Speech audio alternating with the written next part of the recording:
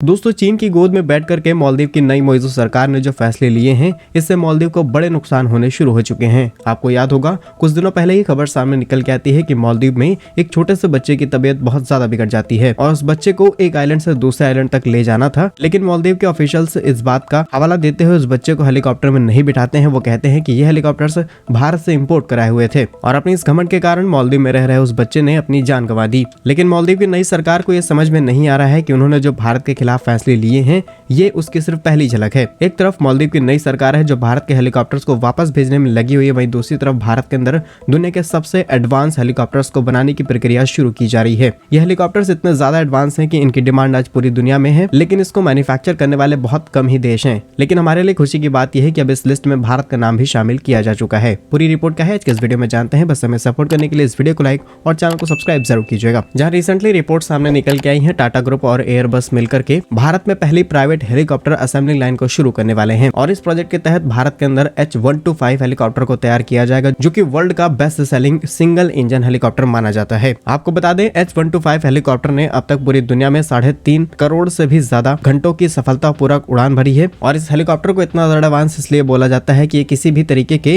Weather condition में operate किया जा सकता है। फिर चाहे किसी भी देश में टेम्परेचर एक्सट्रीम हाई हो, एक्सट्रीम कोल्ड हो या फिर कम विजन में भी आसानी से इस हेलीकॉप्टर को ऑपरेट किया जा सकता है। मल्टीपल ऑपरेशंस जैसे कि passenger transportation, medical emergency, police, air ambulance, rescue और तमाम तरह की चीजें। जहां टाटा ग्रुप की तरफ से बनने वाले इस नए प्रोजेक्ट को बनाने में करीब 24 महीनों का समय लगने वाला है, यानी कि इस पूरी असेंबलिंग लाइन को बनाने में 24 महीनों को वक्त लगेगा और 2026 से बताया जा रहा है कि यहाँ पर कमर्शियल प्रोडक्शन शुरू हो जाएगा। इसके अलावा एक और इम्पोर्टेंट चीज की इसे सिविल एप्लीकेशन के लिए तैयार किया जा रहा है, यानी कि इसको मिलिट्री में इस्तेमाल नहीं किया जाएगा। जरूरत पड़ने पर इससे भी एडवांस क्वालिटी के हेलीकॉप्टर्स भारत के अंदर तैयार किए जा सकते हैं, क्योंकि अगर एक बार भारत के अंदर फैसिलिटी आ जाती है तो हमें चीजों को और ज्यादा मॉडिफाई करने की जरूरत नहीं पड़ेगी। और टाटा और एयरबस की इस डील को हम सक्सेसफुल डील मान सकते हैं, क्योंकि इससे पहले भी टाटा और एयरबस के बीच में C295 मिलिट्री एयरक्राफ्ट को लेकर के एक बहुत बड़े कॉन्ट्रैक्ट को फाइनलाइज किया जा चुका है। इस प्रोजेक्ट के तहत वडोदरा के अंदर एक नई फैसिलिटी को डेवलप किया जा रहा है। इस फैसिलिटी पर ऑलरेडी काम शुरू हो चुका है। कुछ ही सालों में ये फैसिलिटी भी तैयार हो जाएगी, जहां पर भारत के लिए सबसे एडवांस क्वालिटी के C295 मिलिट्री एयरक्राफ्ट को तैयार किया जाएगा। और अब भारत के अंदर एक नई शुरुआत की जा रही है, जहां पर पहली बार किसी प्राइवेट प्लेयर को यहाँ पर एंट्री दी गई है